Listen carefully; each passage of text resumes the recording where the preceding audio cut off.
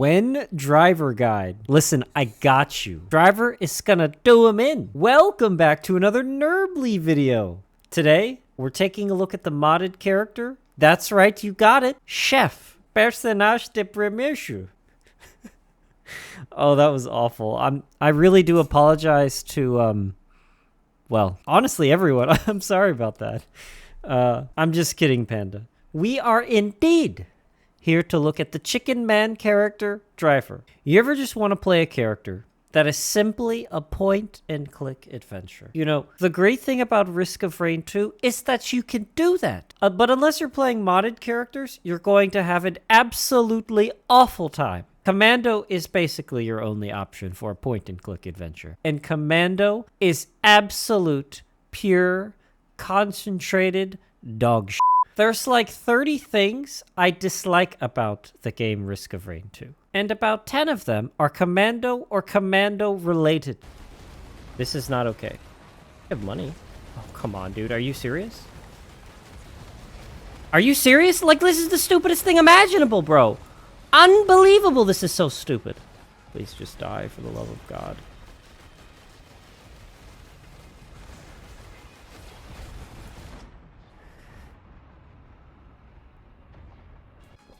I don't know what to say. The other 20 things are engineer. That's right, engineer. You know what you did. Playing Commando is like cooking powdered eggs, but forgetting to add any water. It's like choosing to drink room temperature water when warm water is also available. Commando is the penultimate of unfun in this game. Again, engineer. We all know what you did.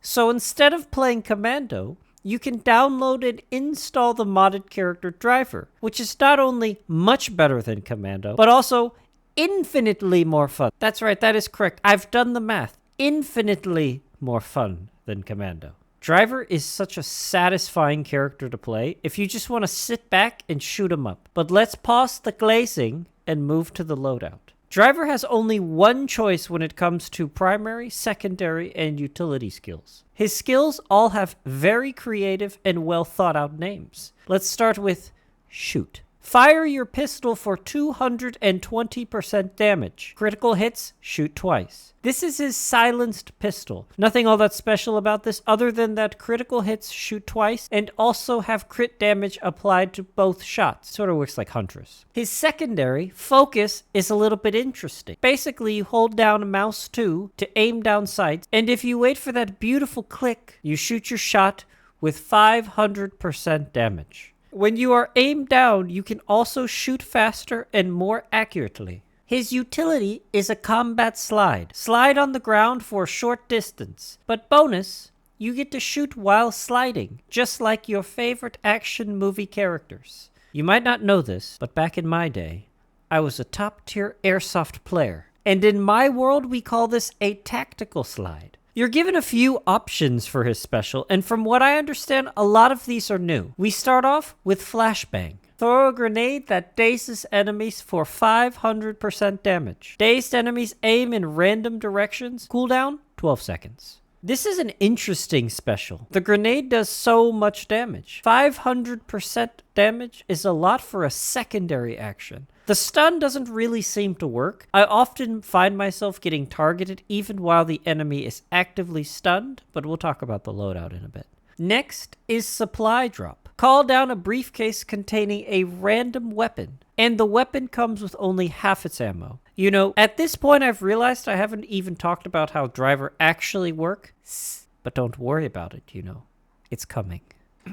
Next is Combat Knife. Slash nearby enemies with a serrated blade dealing 470% damage, wounding them and lowering their armor for 4 seconds. Cooldown, 7 seconds. Honestly, this is pretty mid. Finally is Adaptive Syringe. Inject yourself with a syringe, giving you an offensive buff based on your weapons for the next 6 seconds. Cooldown, 12 seconds. You might have thought I had a little stroke reading that, and well, that's because I did. It says AN.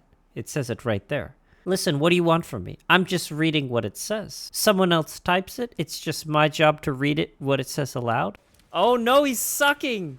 Alright, so on to actually how the character works. Basically, as you kill enemies, they have a chance to drop weapons. There are shotguns, multiple different types of shotguns. There are machine guns, multiple different types of machine guns. There's a shield, I think, rocket launcher, grenade launcher. You can even get a Prion accumulator as a drop, but only from bosses. One interesting thing is that Brilliant Behemoth, the red item, if you pick it up, it actually gives you a rocket launcher. There's a little bit goofy thing you can do. If you're using that artifact where you can throw items, you can constantly just throw the Brilliant Behemoth on the ground and keep picking it up to get an infinite rocket launcher. It's a little bit goofy. These dropped weapons also have a secondary ability. Most are just melee ability that stuns or causes knockback, something like that. But some of them have an actual useful secondary action. Like the machine gun fires a stun round, similar to Captain's Mouse 2.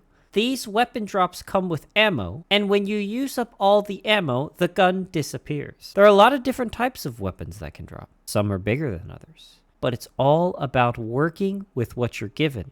Don't worry about not getting the biggest, baddest weapon drops. Learn how to use your weapon, and in the end, everyone will come out a winner. It used to be that drops were time-based, but after several updates, the weapon drops are now ammo-based, which is honestly a lot better. The weapons can also be carried from stage to stage, also something that didn't happen before. It used to be that if you played with Artifact of Sacrifice, every single enemy you killed would drop a weapon box. But again, that has since been patched. The loadout discussion this time is pretty easy. You've got to pick what special skills you want. I find myself picking weapon drop, but I think it loses its usefulness pretty quickly as the frequency of drops increases greatly because of how many enemies are on the field in later stages. But if you find yourself struggling in the early stages, it might be worth picking weapon drop. The stun grenade is probably the best option. I only really use it because of the 500% damage. It comes in really handy. Like I mentioned earlier, I don't think the stun mechanic actually works, but I don't know. The blade is trash. The syringe, I guess, could be interesting. I often just forget to use it. And also, even when I use it, I just don't notice the buffs at all. In terms of items, Ocular HUD for equipment is really fun. Remember, crits shoot twice and also do double damage. So that makes his primary skill exceptionally strong. In general, anything that increases crit chance and crit damage is insane on Driver. Lens makers, glasses, and also, if you can get laser scope, it's over. You've won the game. Otherwise, I would focus on maybe backup mag so you can get additional mouse 2s, or lysate cells so you can get additional special skills.